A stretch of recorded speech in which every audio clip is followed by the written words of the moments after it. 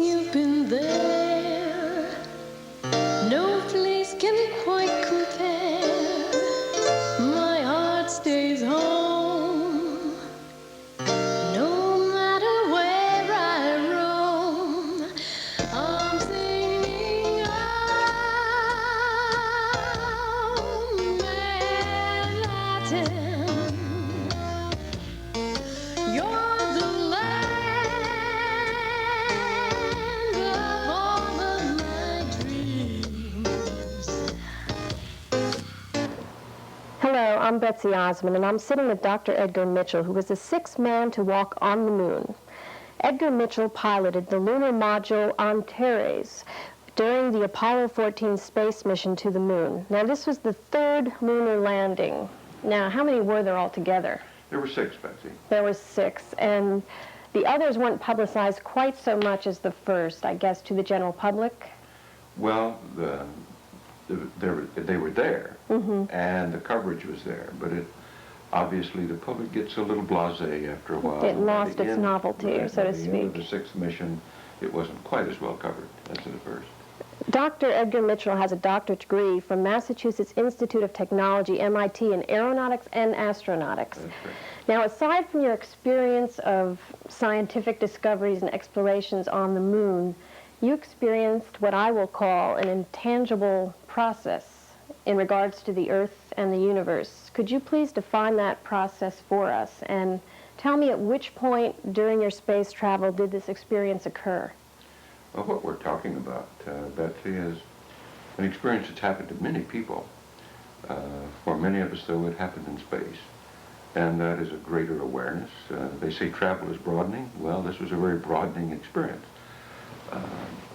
In my own experience, this was, let's call it a peak experience, a wow experience, an aha experience.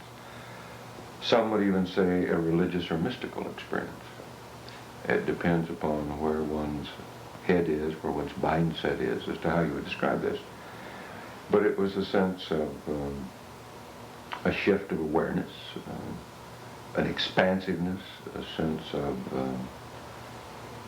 in my case, being one with the universe, feeling an internal awareness that the universe is a living, intelligent system. Now, many of these words I'm using to describe this experience have evolved in contemplating it later and in studying. That was my next question. Yeah, it didn't happen when you actually came down on the moon and walked down on the moon and there was this obvious process before you. It happened later on? Well, actually, the experience that I'm referring to happened more on the way back than it did going out. Going out, we were so operationally oriented, so busy flying the spacecraft, so busy being prepared for the work of the lunar landing, that one didn't have time to be very introspective. But on the way back, it was a bit more relaxed. And as I looked out the spacecraft window at Earth and the universe in which we reside, a feeling of identification, a sense of expanding, a sense of this universe is home, not this tiny little planet. And you felt very much a part of that entire universe. Right, a part of that universe. Now, that part I could understand then, but why and how to explain this, how to make it fit into the belief systems that we humans here on Earth enjoy and operate by, that's taken quite a time. It's taken a lot of study of philosophy and science and physics and delving into religion and to various... That was the catalyst? That was the catalyst that brought you into all studying philosophy and all that? Well, I've always had a tendency toward that, but indeed the view from space was something that really galvanized this. It was a life-changing sort of thing that one does not ignore. Well, my question is, if I may go to an analogy, if someone is brought up in a basement without any windows and dust and no free air, and suddenly years later they're taking an elevator up to a luxury high-rise condo with a view, breathtaking view of mountains, they suddenly will experience a wonderful, sensational feeling that they could dream about in their basement state, but they could never quite know what that experience was like. Does one have to travel to the moon to get this perspective or feeling, as you say? No, no, you've given a very nice analogy. Plato, many years ago, did exactly the same thing with Plato's parable of the cave,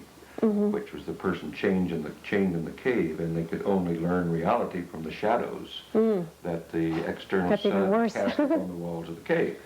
So it's a similar experience that humankind has been experiencing, I'm sure, as long as we've really been Homo sapiens, or at some point in our evolution. But it's always a fresh experience. And any time we shift our awareness or our experience in such a way, a new set of information comes flooding into us, which we have to evaluate and put in place, because our brain-mind complex requires some rational explanation of these things that happen to us. And a part of what goes with that, when you experience a new and wondrous beauty of existence, is this wow, this aha, this so-called mystical experience. And there's really nothing very mysterious about it at all.